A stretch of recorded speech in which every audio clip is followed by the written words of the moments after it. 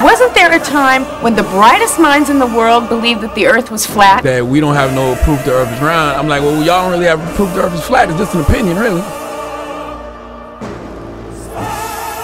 The earth is flat. My reality, my senses tell me that the earth is flat and stationary.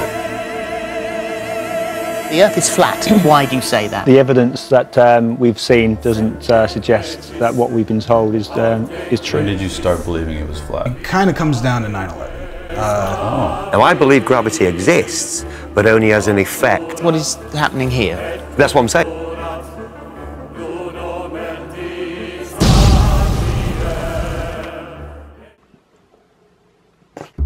Hi guys, it's Izzy and welcome to my latest conspiracy, or conspiracy, eh?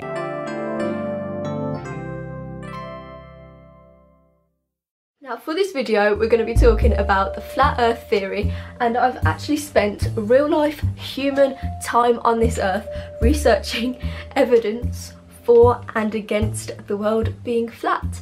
Like, we all know I like a conspiracy theory, but when I heard about flat earth theory at the start of this year, I was like, come on, it's 2018 and people really think that the world is flat. So I started looking into it sort of ironically, but then I don't know what happened. I was like, hey, they might have a point here, lads. Like, so now I'm a bit confused about everything in life, really. Like, I've been diving into this, and believe me, there is a lot behind this. Like, I don't think I can even cover it all in one video.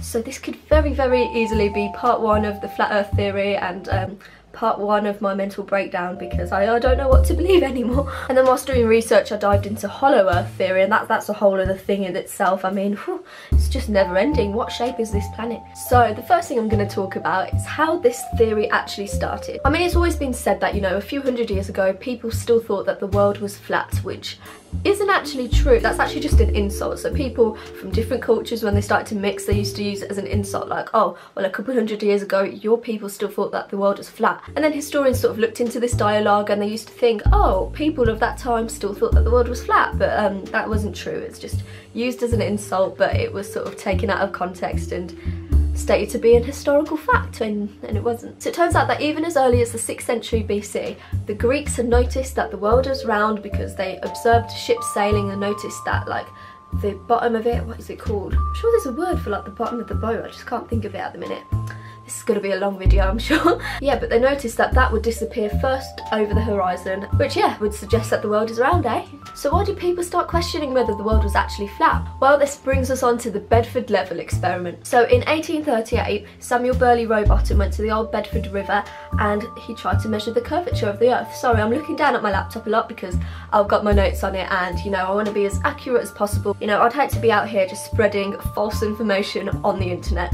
Who would I be if I was doing that? So he had a telescope that was 20 centimetres above the water, and he was watching a boat with a mast of 3 feet above the water disappear into the distance. And he noticed that he could actually see this boat the whole 6 miles of the river. But according to what the circumference of the globe was believed to be, and it was accepted to be, he shouldn't be able to see the boat after 6 miles. Like, it should have disappeared at least 11 feet below, like, this line of his sight, and he could still see it. So he was like, clearly it's not round then if I can still see the boat. And since then other similar experiments have also been done, such as, like, in 1896 a newspaper editor from Illinois did a similar one. But unlike Rowbottom, who was trying to, like, prove that the world was flat, he was actually doing this experiment to prove that the world was round. And what he actually found was that the earth was sort of like concavely rounded, so not like that but like that. So I imagine what he found was that it was almost like a bowl shape, if anything. So yeah, he found that it didn't have a curvature. But the accuracy of these experiments has since been dismissed, and people are just like, no, you just did the experiment wrong. And people still believe that there is a lot more evidence to prove that the world is round than flat.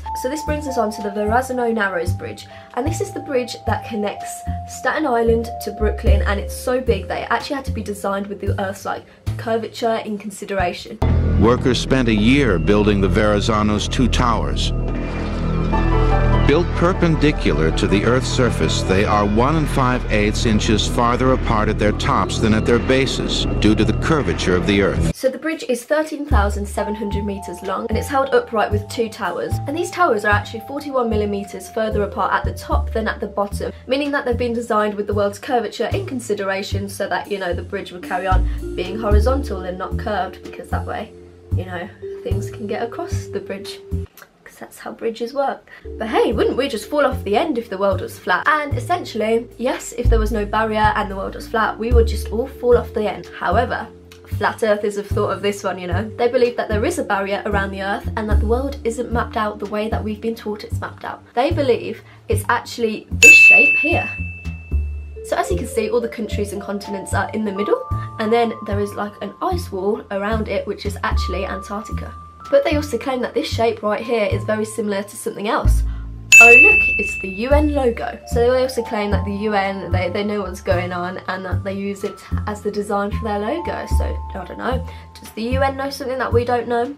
Who knows, maybe they do. So they believe that Antarctica is actually the ice barrier, like all the walls and everything, keep everything in place, you know, stop everyone falling off the edge and stop the water leaking out of the planet, I guess. And no one's been able to prove what's on the other side because Antarctica is so protected, and yeah, it's just really difficult to go there. Like I personally don't know anyone that's ever booked a trip to Antarctica, you know.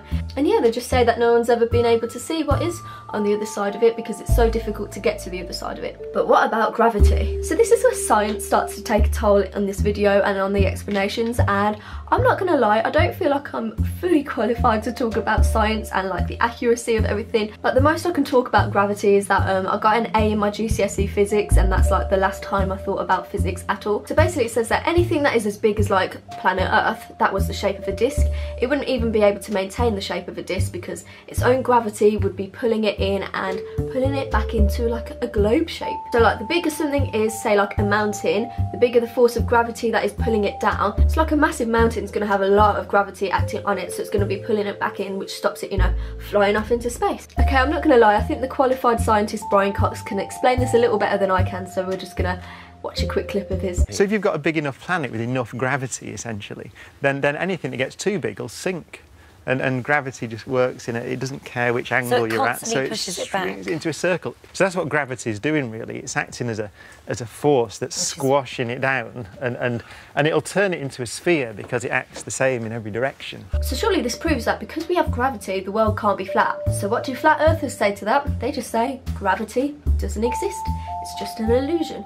And technically, gravity is only a theory at the minute. It's only something that we can observe like the effects of, like, but we can't actually prove what gravity is. Like we can only observe that something, when it's lifted and you let go of it, it falls. And no one, as far as I know anyway, you know, with my A in physics, as far as I know, no one's actually explained what gravity is. Therefore, according to flat earthers, it may not even exist, and they just believe that gravity is just an illusion and not something that can actually be like proven to change the shape of the planet. And next up, we've got to talk about photographic evidence and NASA. So some of the strongest evidence we have for the Earth being round is obviously like the photographs that are taken of the planet, and it shows that it's round, and all the astronauts that have been up to space and seen it with their own eyes. However, flat earthers have a comeback to that one as well. So the pictures taken of the Earth aren't actually just like one photograph. They're actually lots and lots and lots of photos that have been pieced together. So a satellite goes up and takes lots and lots of different ones and then just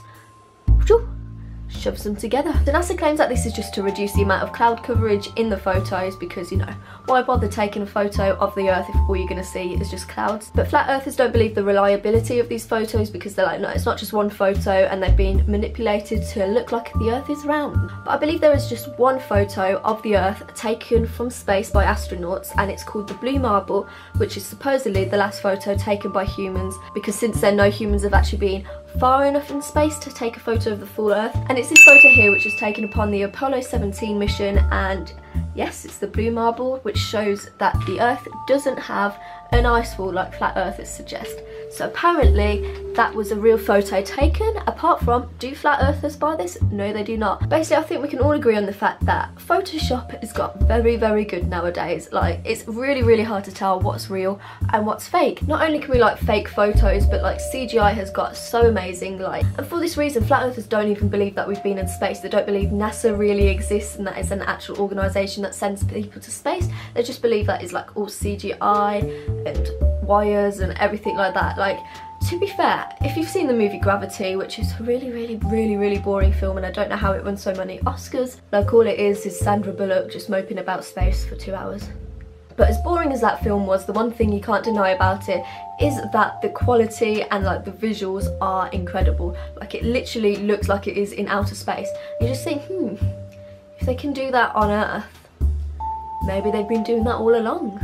Maybe we really haven't been to space. So this brings me on to my final point. Why bother hiding the fact that the world is flat? Like this was the first thought of mine when like researching flat earth theory. I'm like, what could they possibly get out of hiding the fact that the earth is flat? Like what is that going to change in every person's life? But flat earthers have sort of theorized, and like I believe this is a point that Shane Dawson's brother made as well, which was a really good conspiracy theory episode. I can't lie, it was really good. And I believe that he agreed with this notion as well, but I've seen it floating around the internet as well. If we knew that outer space didn't exist and it was just this one planet and it was just all flat, and that we weren't a tiny dot in the universe, then we'd be a lot harder to control. Like we'd feel like we had a purpose in this world if it was just this, like, and that the world was flat and it wasn't a little floating dome in space, that, you know, we'd feel like we had a purpose in this universe and we wouldn't be as easy to control. That's one theory of why they're hiding the fact that this world is flat, but to me, honestly, it just doesn't make sense to hide something like that. Like, I don't know. In conclusion, I would say there is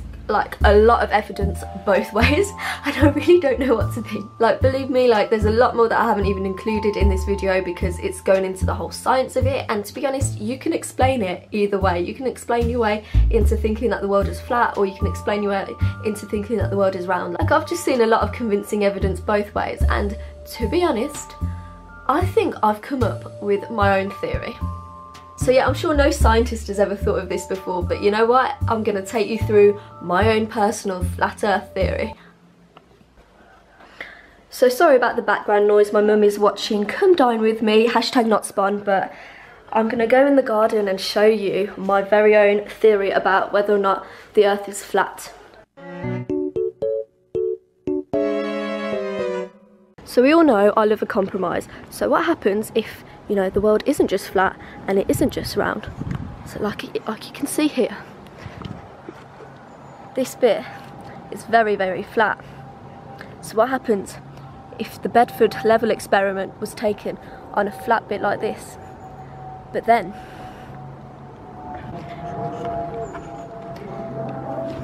this bit here is round? So what happens if all the other evidence was just taken on a round bit like this, but it isn't just flat and it isn't just round, it's a bit of both? Thank you very much. Forgot to end the video when I came back in. So yeah, that is my summary of whether or not I think the earth is flat or round. And all in all, I just want to say I've never seen the earth for myself, so I think if anything, the ignorant thing to do would just to be like, accept any information as it's given to you by anyone, because I've just not seen it for myself. So until that day, I could literally accept that the world is any shape. Yeah, thank you very much for watching. I make new quality content just like this one every single Wednesday and the occasional Sunday. So I will see you guys then. Bye!